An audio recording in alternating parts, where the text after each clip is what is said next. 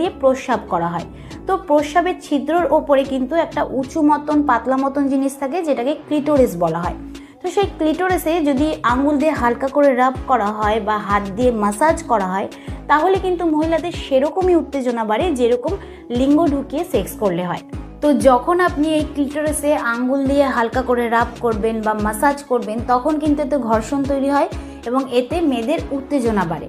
তো নর্মালি মহিলাদের যৌনাঙ্গের গভীরতা অনেকটাই হয়, কিন্তু একটা নির্দিষ্ট জায়গা রয়েছে, সেই জায়গাটুকু ছাড়া যতই আপনি ভেতরে ঢোকান না কেন, যতই আপনার বড় হোক না কেন, এতে কিন্তু মেয়েদের কোনো কিছু ফিল হয় না।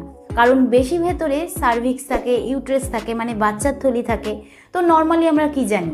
আমরা জানি যে যত বড় হবে, যত ভেতরে ঢুকবে, তত মজা, তত আনন্দ। না, বেশি ভেতরে কিন্তু কোনো আনন্দ নেই, কোনো মজা নেই। এতে কিন্তু উল্টে মহিলাদের জন্য সেক্স পেনফুল হয়ে থাকে। আর ভ্যাজাইনার সামনের ভেতরের দিকে যে 2 থেকে 2.5 ইঞ্চি জায়গাটা রয়েছে, সেই জায়গাটায় কিন্তু ব্লাড ফ্লো অনেক বেশি হয় এবং সেই জায়গাটা খুবই সেন্সিটিভ হয়। কারণ ক্লিটোরিসের যে সেন্সিটিভ নার্ভগুলো রয়েছে, সেই নার্ভগুলো কিন্তু এই 2 থেকে 2.5 ইঞ্চি জায়গাটায় টাচ করে থাকে।